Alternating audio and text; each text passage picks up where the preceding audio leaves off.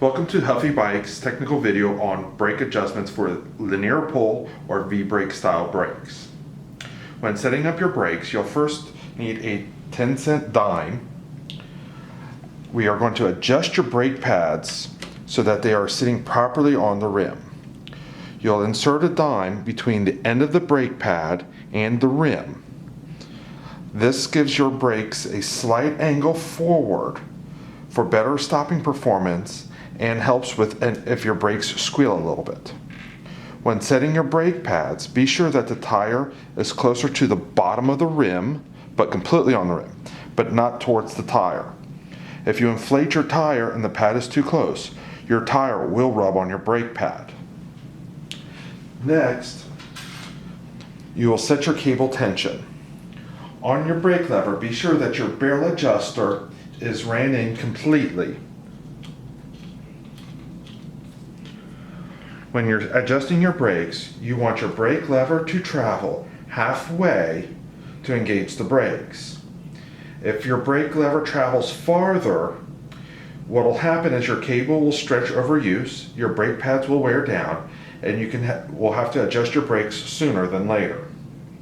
If your brakes are too tight and they go back only a little bit, this can cause an issue for people with smaller hands or weaker hands, as they do not have enough leverage to get a secure stop. So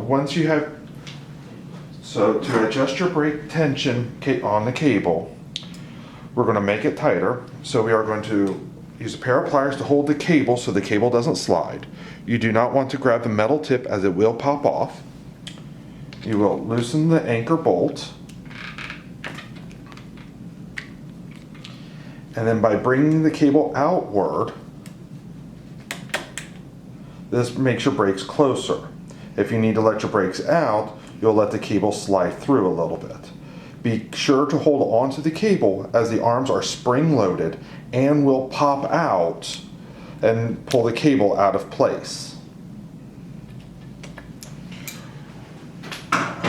Once your cable's adjusted, you will squeeze your brake handle 10 times to fully stretch the cable. Next, we're going to center the brakes. This brake pad can be moved in a little bit more. So to bring it closer to the rim, you can let the screw out. By letting the screw out of the brake arm, this will weaken the spring and allows the pad to be closer to the rim. By increasing the screw,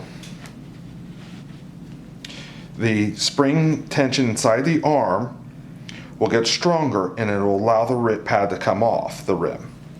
Each time you adjust your brakes, you'll want to squeeze your brakes 5 times to see the brake's natural resting position.